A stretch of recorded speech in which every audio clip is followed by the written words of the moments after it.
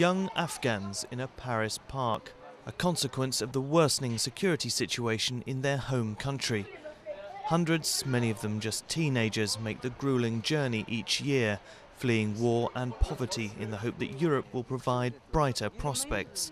Paris is now a major hub on the migration route towards Britain and Scandinavia. I came over with a few friends from Afghanistan to Iran, and then we crossed the mountains to get into Turkey. We took an inflatable boat to Greece, and after a while we managed to hide ourselves in trucks to get to Italy, and then from Italy we got a train to France. Once in France, the parks and streets around Paris's mainline train stations serve as waiting rooms for these refugees, some seeking asylum in France, others merely in transit. The young are more vulnerable than most. Dominique and his colleagues work for an association set up to provide help, advice and a bed for the new arrivals. They also help with asylum applications and offer a friendly ear. The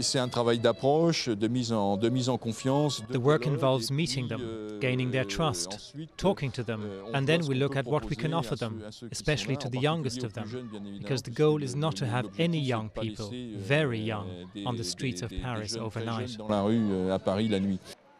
But there aren't enough beds to go around. Paris officials know they need to do more to cope with this summer's influx. But it's more than just a question of numbers. The situation of these children, these young people, is not satisfactory, especially when you see them sleeping like that. But it's also hard to make decisions for them.